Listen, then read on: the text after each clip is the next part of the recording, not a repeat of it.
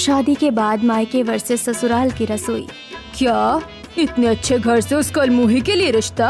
अरे पागल हो गए हो क्या? अगर उसकी शादी करवा दोगे तो रसोई कौन संभालेगा? अरे मैं खुद नहीं चाहता उसकी शादी करवाना, वो भी इतने अच्छे घर में। मेरा दिमाग घुटने में थोड़ी ना है।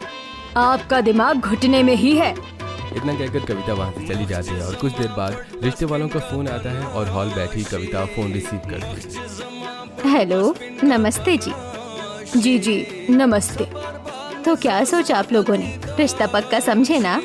देखिए, एक बहुत बड़ी प्रॉब्लम आ गई है।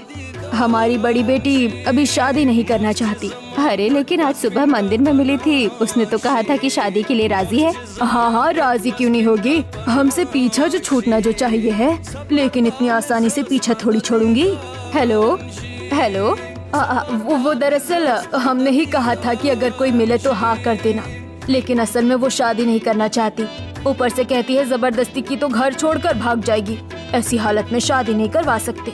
ऐसा थोड़ी ना होता है। हमने पड़ोसियों से लेकर रिश्तेदारों तक सबको बता दिया है कि बेटी की शादी तय है। अब क्या कहेंगे सबको? आप मेरी छोटी बेटी रानी आपके बेटे से शादी करने के लिए तैयार है। अरे नाक कटने से अच्छा है छोटी बेटी को घर ले आए, वरना अचानक रिश्ता टूट गया तो क्या मुंह दिखाएंगे। ठीक है, मैं हाँ कर देती हूँ। वैसे भी इज्जत ज्यादा जरूरी है। ये सोचकर आशा रिश्ते के लिए हाँ कर देती है और कविता खुश होकर फोन काट कर रानी को इस खुशखबरी के बारे में सुनाती है। माँ, पागल हो गई हो क्या? मेरी शादी तय कर दी, वो भी बिना पूछे। मुझे अभी शादी नहीं करनी। अपना चपड़ चपड़ मुंह मत चला। मैंने कहा ना तुझे शादी करनी पड़ेगी। और वैसे भी इतने अच्छे घराने का रिश्ता बार बार नहीं मिलता। लेकिन रिश्ता तो इसके लिए आया था ना। रिश्ता किसी के लिए भी आया हो, शादी तेरी होगी। अगर इसकी शादी कर दी तो घर की रसोई कौन संभालता? और वैसे भी तेरी शादी की उम्र हो गई है। अपना फैसला सुनाकर कविता और राजेश वहाँ से चले जाते हैं। रानी भी परेशान होकर अपने कमरे में जाती है। ये मम्मी पापा को पता नहीं मुझसे क्या प्रॉब्लम है। अब क्या करूँ मैं? कुछ तो करना पड़ेगा। मैं ऐसी शादी नहीं कर सकती। ये सोचते सोचते रानी सो जाती है और फिर अगले दिन नाश्ते पर।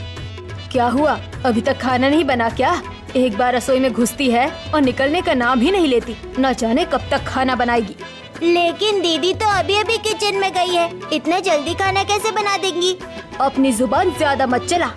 इतना कहकर गुस्से से कविता उठकर रसोई में जाती है और निशिता को डांटते हुए खड़ी होती है। क्यों कामचोर, अभी तक खाना नहीं बना? नहीं, मैं भी बना ही रही थी। वो दरअसल गैस खत्म हो गई थी, दूसरा लगाने में वक्त लग गया। तो गलती क्या मेरी है? सही समय पर गैस नहीं लगवा सकती? एक ही तो काम है तुझे रसोई का, वो भी नहीं संभल रहा क्या तुझसे? नहीं, वो दरअसल अभी अभी ही गैस खत्म हुई, पहले से कैसे लगा कर रखती। अच्छा, तेरी इतनी हिम्मत कि मुझसे जुबान लड़ाएगी? तेरी ये जुबान काट कर रख दूंगी। चुपचाप काम कर और जल्दी से खाना लेकर बाहर आ। जी, मैं भी खाना लेकर आती हूँ। निशिता की बात सुनकर कविता डाइनिंग टेबल पर बैठी है और निशिता सभी को खाना खिलाती है। अब इसी तरह दिन बीतते हैं और फिर धीरे धीरे शादी का दिन आ जाता है। अरे मुहूर्त बीता जा रहा है, जल्दी वधू को बुलाइए। हाँ, जल्दी भाभी को बुलाइए। मुझे तो उनका मेकअप और लुक देखने की बहुत एक्साइटमेंट हो रही है। जी रुकिए। कविता कमरे में जाती है और दुल्हन को मंडप में लाकर बिठाती है। चलिए अब शादी की रस्में शुरू करते हैं। भाभी, आपने घूंघट क्यों ले रखा है? घूंघट उठाइए, हमें आपकी सूरत देखनी है। अरे नहीं बेटी, शादी के बाद ही दुल्हन का चेहरा देखा जाता है। ये रस्म बहुत खास होती है। हाँ ठीक है, एक बार शादी हो जाए उसके बाद तो तुम लोग हमेशा साथ ही रहोगे। इतनी क्या बेसब्री है? दुल्हन की बहन आए गठबंधन करे। काजल जाकर गठबंधन करती है। इसी तरह समय बीतता है और धीरे धीरे शादी की सभी रस्में पूरी होती हैं और कुछ देर बाद शादी संपन्न होती है। तो अब विवाह संपन्न हुआ। वर वधू बड़ों को आशीर्वाद लें। भैया, अब हटाइए दुल्हन के चेहरे का घूंघट, जरा हम भी तो देखें भाभी कैसी लग रही है। सभी की बातें सुनकर नीरज दुल्हन के चेहरे से घूंघट हटाता है और सभी हैरान रह जाते हैं। अरे ये क्या निशिता, तुम? अरे इसे तो मैंने कमरे में बंद कर दिया था, ये यहाँ कैसे आ गई? अरे रानी कहाँ गई? उसकी तो शादी तय थी, ये क्यों दुल्हन बनकर बैठी है? ये सब क्या चल रहा है? हमने रिश्ता बड़ी बेटी के लिए भेजा, आपने मना कर दिया, फिर छोटी से शादी करवाई और अब बड़ी बेटी दुल्हन बनकर बैठी है। आखिर मामला क्या है? देखिए, हमें खुद कुछ नहीं पता, ये सब क्या हो रहा है? दीदी, आपने तो मना किया था, फिर शादी क्यों की? मुझे छोड़कर क्यों जा रही है? कुछ बोलिए ना। कविता गुस्से में निशिता के पास जाती है और उसका हाथ खींचते हुए खड़ी कर देती है। बोल, चुप क्यों खड़ी है? किस खुशी में दुल्हन बनकर बैठी है? कहाँ है तेरी छोटी बहन? देखिए आंटी, ऐसा मत कीजिए, चाहे किसी भी सिचुएशन की ये बात हो, लेकिन अब निशिता मेरी पत्नी है और मैं ये बर्दाश्त नहीं करूँगा कि कोई मेरे सामने इसे टॉर्चर करे। हाँ, और अब शादी हो चुकी है, सच्चाई से मुंह नहीं मोड़ सकते। जितना तमाशा करेंगे उतनी बातें बढ़ेंगी, इसलिए हम रिश्ते को इसको स्वीकार करते हैं। हाँ, वैसे भी हमने रिश्ता बड़ी बेटी के लिए ही भेजा था, तो अब शादी भी उसी से हुई है, हमें कोई दिक्कत नहीं है। आशा इतना कहकर निशिता की विदाई करवाती है और उसे अपने साथ ले जाती है। अरे तुम इसे ऐसे जाने क्यों दे रही हो? रोको उसे। अब शादी हो गई है तो क्या कर सकती हूँ, लेकिन पग फेरे में इसे यहाँ आने दो, फिर बताऊंगी इसे इतनी बड़ी चाल की सजा क्या होती है। आखिर इसने ऐसा क्यों किया, क्यों बनी ये नकली दुल्हन? शादी के पीछे का रहस्य जानने की उत्सुकता के कारण कविता पग फेरे की रस्म कभी सभी से इंतजार करने लगती है। वहीं दूसरी तरफ नीरज और निशिता का साथ में गृह प्रवेश करवाया जाता है। अच्छा बहू, अब अपने दाहिने पैर से इस कलश को गिराकर गृह प्रवेश करो। भाभी संभाल कर, ये लहंगा बहुत भारी है। जी। निशिता जैसे ही लहंगा पकड़ती है, काजल का हाथ निशिता के बाद हाथ में लगे चोट पर टच हो जाता है और निशिता चिल्ला पड़ती है। आह माँ, अरे क्या हुआ भाभी, आप ठीक तो है ना? आप क्या बताऊं कि ये चोट कैसे लगी, अगर कुछ बता दिया तो पता नहीं रोहित का क्या होगा। अरे बहू, किस सोच में पड़ गई, बता चोट कैसे लगी? नहीं, वो कुछ नहीं, बस काम करते हुए गलती से लग गई। अरे तुम लोग अब बहू को गृह प्रवेश करने दोगे या यही सवाल पूछते रहोगे? बहू पहली बार घर में आई है। भैया से ज्यादा तो पापा को घर प्रवेश की जल्दी है, ताकि वो अपने कमरे में जाकर सो पाए। कहीं पापा यहीं न सो पड़े। आयुष की बात सुनकर सभी हंसने लगते हैं और निशिता गृह प्रवेश करके घर के अंदर आती है और अपने कमरे में जाकर बिस्तर पर बैठ जाती है। जैसा रानी ने कहा वैसा ही किया, लेकिन अगर कोई गड़बड़ हो गई तो क्या होगा? जब मायके वाले ऐसे थे तो ससुराल वाले कैसे होंगे? हे भगवान, मेरी रक्षा करना। ये सोचते सोचते निशिता सो जाती है और फिर अगली सुबह पहली रसोई की रस्म होती है। अरे भाभी, आप कहाँ जा रही हैं?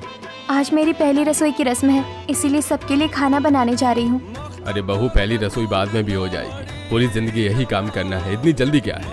हाँ बहू, कल तेरी पग फेरे की रस्म है, पहले वो रस्म हो जाने दे, फिर हम तेरी पहली रसोई करवाएंगे। ठीक है माँ जी। अच्छा चलो, अब हमारे साथ बैठकर खाना खा लो, तुम बहुत थकी हुई लग रही हो। निशिता सभी के साथ डाइनिंग टेबल पर बैठकर खाना खाती है और दोपहर में घर में झाड़ू लगाने लगती है। तभी आशा उसे देख लेती है। बहू, ये क्या कर रही हो तुम? वो मैं तो बस सफाई कर रही थी। अरे घबराओ मत, मैं तो बस पूछ रही थी, झाड़ू लगाने की क्या जरूरत है? काम करने के लिए स्टाफ है, तुम क्यों करोगी? स्टाफ? अरे रमेश कहाँ मर गए सब? आशा की आवाज सुनकर स्टाफ और मेड तुरंत दौड़ते हुए आते हैं। जी मालकिन, बुलाया आपने? तुम्हें यहाँ काम करने के लिए रखा है या आराम? तुम्हारे होते हुए घर की बहुरानी नौकरों वाले काम करे, ये शोभा थोड़ी ना देता है। सॉरी मालकिन, आगे से ऐसा नहीं होगा, मैं ध्यान रखूंगी। मेड तुरंत निशिता के हाथ से झाड़ू लेकर लगाने लगती है और निशिता को आराम करने के लिए कमरे में भेज दिया जाता है। इसी तरह पूरा दिन बीतता है। फिर अगले दिन। हे भगवान, आज मेरी पगफेरी की रस्म है, मुझे मेरे मायके नहीं जाना।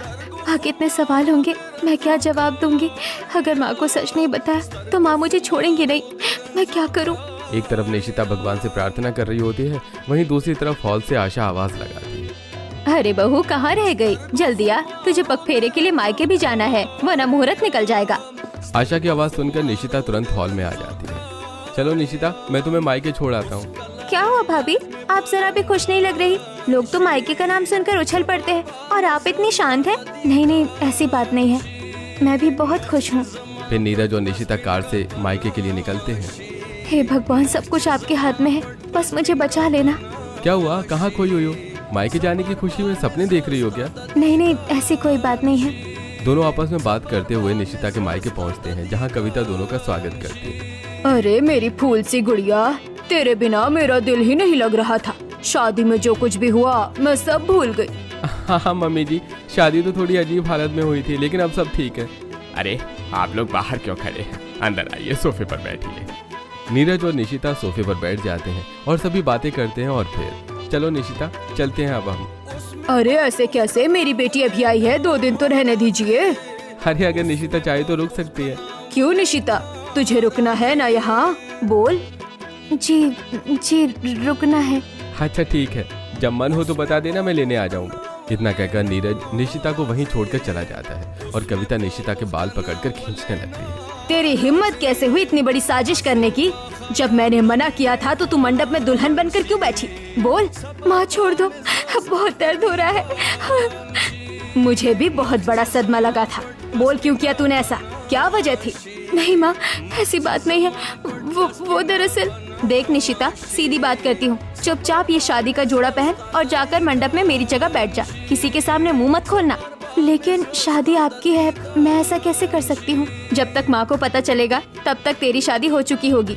सीधी उंगली से घी ना निकले तो मुझे तो उंगली टेढ़ी करनी आती है। रानी खिड़की की तरफ इशारा करती है जहाँ रोहित रस्सी से बंधा हुआ लटका होता है। दीदी बचा लो मुझे, दीदी बचा लो। प्लीज ऐसा मत करो, मेरे भाई को छोड़ दो। मैं तैयार हूँ, मैं दुल्हन बनकर बैठ जाऊंगी।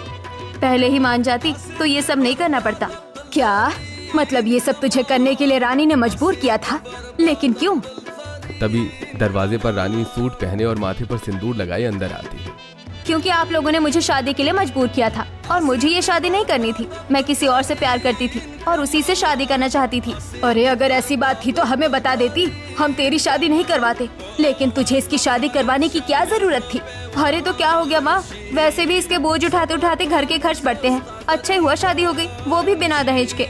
शादी तो हो गई लेकिन इतने अच्छे ससुराल में हुई है, अगर वहाँ जाकर इसने मुंह खोल दिया तो? अरे ऐसे कैसे मुंह खोल देगी? इसकी जुबान की चाबी तो हमारे पास है। ये वही करेगी जो हम कहेंगे, क्योंकि इसका लाडला भाई जो हमारे पास है। क्यों है ना? नहीं नहीं, आप उसे कुछ मत कीजिए। मैं किसी को कुछ नहीं कहूँगी। आप बस मेरे भाई को कुछ मत कीजिए। मैं तुझे तब तक कठपुतली की तरह नचा सकती हूँ जब तक तेरा भाई मेरे पास है। अब अपनी जुबान खोलने की कोशिश भी मत करना।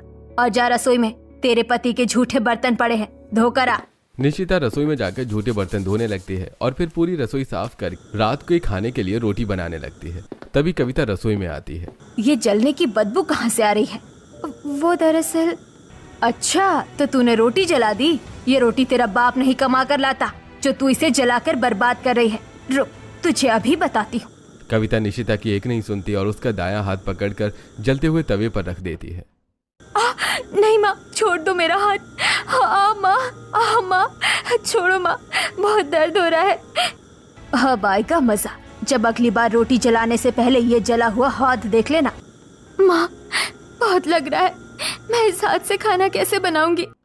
मुंह बंद करके खाना बना, वरना मार मार कर मुंह सुजा दूंगी। इतना कहकर कविता गुस्से में रसोई से बाहर चली जाती है। निशिता रोते हुए अपने जले हाथों से ही काम करने लगती है। मेरे साथ ही ऐसा क्यों होता है? मैंने सोचा था शादी के बाद सब कुछ ठीक हो जाएगा, लेकिन निशिता खाना बनाती है और कुछ देर में सभी को डाइनिंग टेबल पर खाना परोसती है। ये क्या सड़ा हुआ खाना बनाया है? एक खाना बनाना भी नहीं आता तुझे क्या? इतने दिन हो गए हैं रसोई का काम करते करते, अभी तक ढंग की रसोई नहीं आई। इस वजह से आज तुझे भूखे ही सोना पड़ेगा, समझी? गलती से भी एक अनाज के दाने को हाथ मत लगा देना। इतना कहकर सभी लोग खुशी खुशी खाना खाते हैं। वहीं निशिता रसोई में रोते रोते भूखे पेट पूरी रात काटती है। अब इसी तरह दिन बीतते हैं। फिर एक दिन निशिता के ससुराल वाले उसे लेने उसके मायके आते हैं। अरे तू क्या यहीं पड़ी रहेगी? तेरे ससुराल वाले आए हैं, बाहर चल। आज तेरे ससुराल वालों ने तुझे बचा लिया, वरना यही रसोई में तुझे खत्म कर देती। क्या मेरे ससुराल वाले आए हैं? हाँ, और अब उनके घर भी जाकर तुझे अपनी पहली रसोई में इसी जले हुए हाथ से खाना बनाना होगा। रानी की बात सुनकर निशिता डर जाती है और हॉल में आती है। अरे बहू, तेरे हाथ में ये चोट कैसे लगी? अरे ये तो अपना ध्यान ही नहीं रखती, प्रेस करते समय हाथ चला लिया, वरना हम तो इसे रसोई में भी जाने नहीं देते। ओहो, हमारी बहू भी ना। अच्छा चलिए ठीक है, अब हम चलते हैं। ससुराल वाले निशिता को लेकर वापस अपने घर आ जाते हैं। जैसे तैसे मायके से तो आ गई, अब आगे क्या होगा? बहू खड़ी खड़ी क्या सोच रही है? हाथ में चोट है तो क्या काम नहीं करेगी? जा रसोई में। मैंने सोचा था ससुराल अच्छा होगा, लेकिन यहाँ भी वही हाल है। ये सोचकर निशिता रसोई में जाती है और चारों तरफ तैयार खाना देखकर हैरान रह जाती है। अरे यहाँ तो सब कुछ बना हुआ है, मेरी पहली रसोई कैसे होगी? तभी पीछे से सभी हंसते हुए आते हैं। क्या भाभी, आपको लगा हम आपसे इस हालत में काम करवाएंगे? देखा, तेरी पहली रसोई की रस्म है। गैस पर खीर चढ़ा है, तू उसे जाकर अपने हाथों से चला दे, हो जाएगी रस्म पूरी। तुझे काम करने की जरूरत नहीं है। आशा की बात सुनकर निशिता ठीक वैसा ही करती है और गैस पर चढ़ी खीर को अपने हाथों से चलाती है और फिर सभी को डाइनिंग टेबल पर खाना सर्व करती है। अरे बहू, तू खड़ी क्यों है? आ हमारे साथ बैठ और खाना खा। हमारी बहू मायके से थक कर आई, इसके लिए अच्छा अच्छा खाना लगाओ। जी मालकिन, अभी सब सर्व करता हूँ। स्टाफ डाइनिंग निशिता को खाना सर्व करता है और तभी, ओह, तुम्हारे दाएं हाथ में ही चोट लगी है, तुम कैसे खाओगे? रुको मैं तुम्हें खिला देता हूँ। नहीं, इसकी जरूरत नहीं। अरे ये मेरा हक भी है और जिम्मेदारी भी। इतना कहकर नीरज अपने हाथों से निशिता को खाना खिलाने लगता है। और फिर दोपहर को, निशिता मैं ऑफिस से आ गया, चलो तुम्हें डॉक्टर के पास लेकर चलता हूँ। इसकी जरूरत नहीं है। ऐसे कैसे जरूरत नहीं है? इतनी बुरी तरह से आपका हाथ जल गया है, कहीं इन्फेक्शन हो गया तो? सभी की बातें सुनकर निशिता नीरज के साथ डॉक्टर के पास जाती है। देखिए, जितना हो सके हाथ को गर्म चीजों से दूर रखिए। ऐसा लग रहा है जैसे हाथ को जानबूझकर जलाया गया है। ठीक है, मैं इसका पूरा ध्यान रखूंगा। मेरे ससुराल वाले कितने अच्छे हैं, ना आज सुबह मुझे पहली रसोई करने दी और ना ही कुछ और। नीरज दवाई लेकर निशिता को घर वापस लेकर आता है और पूरा परिवार उसका ध्यान रखने लगता है, जिसकी वजह से निशिता अपने ससुराल में खुश रहने लगती है। फिर एक दिन, निशिता जाकर तुम तैयार हो जाओ, हम बाहर घूमने चलते हैं। क्या सच्ची मैं भी बाहर जा सकती हूँ? भाभी, आप तो किसी छोटे बच्चे की तरह बोल रही है, जैसे पहले आपको घर में कैद करके रखा जाता हो। अब मैं किसी को कैसे बताऊं? रखा तो मुझे कैद करके ही जाता था। अरे ओह, हेलो मैडम, कहाँ खो गई? सीरीज चलते हैं बाहर डिनर करने। नीरज की बात सुनकर खुशी के साथ निशिता बाहर डिनर करने पहुंचती है। अरे बताओ निशिता, आज क्या खाना है? तुम्हारी पसंद का ऑर्डर करूंगा। मैं तो इस तरह खुली हवाओं में आकर ही खुश हूँ। आप कुछ भी मंगा लीजिए, मैं सब खा लूंगी। अच्छा ठीक है, मैं यहाँ का स्पेशल ऑर्डर करता हूँ। Excuse me waiter. Neeraj waiter को बुलाकर ऑर्डर देता है और कुछ ही देर में खाना आ जाता है। सबसे पहले नीरज निशिता को अपने हाथों से खाना खिलाता है और फिर दोनों बातें करते हुए खाना खाने लगते हैं। तभी निशिता के हाथ से गलती से पानी गिर जाता है। सॉरी, ये मुझसे गलती से हो गया, मुझे माफ कर दीजिए, मैं अभी साफ कर देती हूँ। निशिता तुरंत अपनी साड़ी से जमीन साफ करने लगती है। निशिता ये क्या कर रही हो? सब लोग देख रहे हैं। मुझे माफ कर दीजिए, मुझसे गलती हो गई, आगे से ध्यान रखूंगी। अरे पागल हो गई हो क्या? ये घर नहीं है, और घर होता तो भी इतने घबराने की जरूरत नहीं थी। चलो उठो। सभी लोग निशिता को देखने लगते हैं और नीरज उसका हाथ पकड़कर उठाता है और दोनों रेस्टोरेंट से बाहर आ जाते हैं। निशिता, मुझे ऐसा क्यों लग रहा है कि तुम मुझसे जरूर कुछ छुपा रही हो? अगर कोई बात है तो तुम मुझे बता सकती हो। काश मैं आपको बता पाती। नहीं, ऐसी कोई बात नहीं है, आप ज्यादा सोच रहे हैं। चलिए हम घर चलते हैं। नीरज और निशिता एक दूसरे से बातें करते हुए घर वापस आते हैं और अपने कमरे में जाकर सो जाते हैं। फिर अगले दिन दूसरी तरफ। ये क्या घास फूस बनाकर रख देती हो रोज? इस घर में किसी को ढंग का खाना बनाना नहीं आता। आपकी ही वजह से तो इस घर की अच्छी खासी नौकरानी की शादी हो गई। अब उससे अच्छा खाना कौन बनाएगा? तो बुला लो उसे ससुराल से। शादी हो गई है तो क्या हुआ, अपने घर का काम तो करवा ही सकते हैं। हाँ, अब तो मैं भी काम करते करते थक गई हूँ। कोई ना, कोई तरकीब लगानी पड़ी। दोपहर होते ही कविता फोन उठाकर निशिता के ससुराल में फोन करती है। नमस्ते समधन जी, कैसे फोन करना हुआ? क्या बताओ, मेरी तो कमर ही टूट गई, छत से गिर गई थी। अब घर का काम कैसे करूं? अरे आप ठीक तो है? भगवान का शुक्र है बच गई। हाँ, लेकिन अब घर बिखरा पड़ा है, खाना भी ठीक से नहीं बन पा रहा। आप परेशान मत होइए, आपकी बेटी है ना, कुछ दिन के लिए मायके भेज देती हूँ। शादी हो गई तो क्या हुआ, बेटी तो आपकी ही है। कितनी अच्छी सोच है आपकी, मैंने इसीलिए फोन किया था। इतना कहकर कविता फोन रख देती है और उधर आशा सोचते हुए निशिता को फोन करने का फैसला करती है और नीरज मूवी थिएटर में फोन उठाता है। हाँ माँ, क्या हुआ? निशिता की माँ की तबीयत बहुत खराब है, उसे मायके छोड़ देना। ठीक है माँ। नीरज फोन काट कर निशिता को बताता है। क्या हुआ? किसका फोन था? क्या बात है? तुम्हें मायके छोड़ना है, तुम्हारी माँ की तबीयत खराब है। क्या? मायके? तुम मायके जाने से इतना घबराती क्यों हो? नहीं, कुछ नहीं। निशिता और नीरज मूवी देखते हैं और फिर नीरज निशिता को मायके छोड़ देता है। सिर से पैर तक अच्छी तरह से तैयार होकर निशिता को देखकर सभी के तन बदन में आग लग जाती है। ये डायमंड का हार, ये तेरे लायक नहीं है, दे मुझे। रानी निशिता के गले से हार खींच लेती है, जिससे उसके गले पर निशान पड़ जाता है। छुई मुई मत बन, जरा सा ही तो किया है, जाकर अपना काम कर। कविता निशिता का हाथ पकड़कर उसे रसोई में खींच ले जाती है, जिससे उसकी चूड़ियां टूट जाती हैं। मम्मी, मेरे हाथ से खून निकल रहा है। तो क्या हो गया, चूड़ी ही तो टूटी है, तेरा सर थोड़ी ना। चुपचाप काम कर, और हाँ, बाहर से जाकर सब्जी भी ले आना। जी। निशिता रसोई का काम खत्म करके बाहर सब्जी लेने जाती है और सब्जी लेकर वापस लौटते वक्त, यहाँ से सब्जी मार्केट कितना दूर है, पैरों में छाले पड़ गए, ऊपर से माँ ने चप्पल भी पहनने नहीं दिया। तभी रास्ते में पड़ोस की औरतें निशिता को देखकर बातें करने लगती हैं। अरे निशिता, शादी के बाद भी मायके वालों ने पीछा नहीं छोड़ा। और नहीं तो क्या, तभी तो बेचारी अभी भी मायके की जिम्मेदारियां संभाल रही है। जब ससुराल से आई थी तो कार में महारानी लग रही थी, अब नौकरानी। बेचारी धूप में नंगे पैर चल रही है। पड़ोसियों की बातें सुनकर निशिता चुपचाप घर लौट आती है। इसी तरह कुछ दिन मायके में बीतते हैं और फिर कुछ दिनों बाद निशिता वापस अपने ससुराल लौट आती है। और फिर एक दिन संडे को। वैसे तो मुझे ससुराल की रसोई संभालने की बिल्कुल भी फिक्र नहीं होती, लेकिन आज मेड नहीं है तो मैं काम कर लेती हूँ। अरे भाभी, आप क्यों अकेले काम करेंगी? आज संडे है ना, इसलिए। अरे संडे है तो क्या हो गया, आप अकेले इस तरह से काम कीजिएगा। चलिए मैं भी आपकी मदद करवाती हूँ।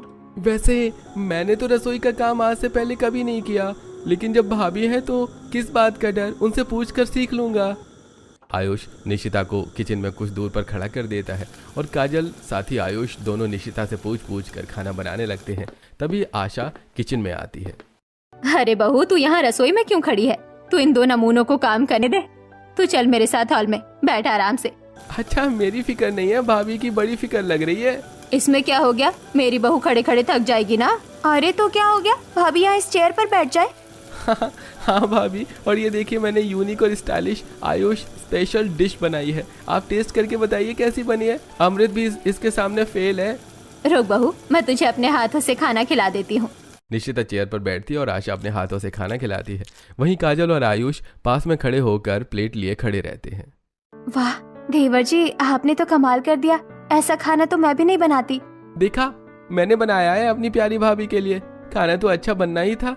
अरे चुप हो जा, भाभी ने तेरा दिल रखने के लिए तारीफ कर दी, वरना तू तो उड़ते उड़ते मुंह के बल नीचे गिरेगा। अच्छा, आप लोग कितने प्यारे हैं, मुझे तो भाई बहन की कमी ही महसूस नहीं होती। इसी तरह निशिता ससुराल में खुश रहने लगती है। और फिर अगले दिन, भाभी मेरे कॉलेज का फेयरवेल है, आप मेरे साथ शॉपिंग पर चलिएगा क्या? हाँ चल दूंगी, कोई दिक्कत नहीं है। अच्छा सुनो, तुम शॉपिंग पर जा रही हो तो एक अच्छी सी ड्रेस ले लेना। परसों मेरे बॉस के यहाँ उनकी एनिवर्सरी पार्टी है, सब ड्रेस में ही आएंगे। ड्रेस नहीं, मुझे ड्रेस पसंद नहीं। ओहो, तुम्हें तो कुछ भी पसंद नहीं। चलो मैं भी चलता हूँ शॉपिंग पर। फिर नीरज, काजल और निशिता तीनों शॉपिंग के लिए जाते हैं। भाभी ये देखिए, ये ड्रेस कितनी अच्छी लग रही है, मैं अपने फेयरवेल के लिए ये ले लेती हूँ। हाँ बहुत अच्छी है। अरे इसी का रेड कलर निशिता, तुम भी ले लो। मुझे ड्रेस तो बचपन से पसंद है, लेकिन मैं पहन नहीं सकती। अरे कहाँ खोगी तुम? चलो तुम तो हाँ कहोगी नहीं, मैं इसे ले लेता हूँ। नीरज ड्रेस खरीद लेता है और तीनों घर वापस आ जाते हैं। सुनो, कल सुबह इसे पहनकर तैयार हो जाना, हम पार्टी में चलेंगे। मैं ये नहीं पहनूंगी। तुम्हें मेरी कसम, तुम्हें ये पहनना पड़ेगा। नीरज की कसम की वजह से अगले दिन निशिता मजबूरी में ड्रेस पहनती है और आईने के सामने खड़ी होकर खुद को देखती है। ये ड्रेस पहनकर मैं कैसे बाहर जाऊंगी? सबको मेरे शरीर के ये निशान दिखेंगे, लोग क्या सोचेंगे? Nishita backless off shoulder dress में अपने शरीर पर लगे चोट के निशान देखकर परेशान होती है। वहीं दूसरी तरफ नीरज और पूरा परिवार। निशिता गेट खोलो, कितनी देर हो गई? अरे क्या हुआ, गेट क्यों नहीं खोल रही हो? बहू गेट खोलो। सभी बहुत परेशान हो जाते हैं। तभी आयुष दूसरी चाबी से दरवाजा खोलता है और सभी अंदर आते हैं। निशिता तुम ठीक तो हो? ये सारी चोट कैसी है? बहू ये चोट लगी कैसे? तू हमसे कुछ छुपा रही है? बहू अब सच्चाई छुपाने का कोई फायदा नहीं है, मुझे सब पता है। क्या सच में? हाँ, अब तुम खुद बता दो। रामलाल की बात सुनकर निशिता रोते हुए सब सच बता देती है। अरे बहू, तेरे ऊपर इतने जुल्म हो रहे थे, तूने हमें बताया क्यों नहीं? कैसे बताती? अगर सच बता देती तो मेरे भाई को मार देते। तो आपकी इस चुप्पी की वजह आपका भाई है, लेकिन ये कब तक चलेगा? अब ऐसा नहीं होगा, हमारी बहू अब मायके जाएगी ही नहीं।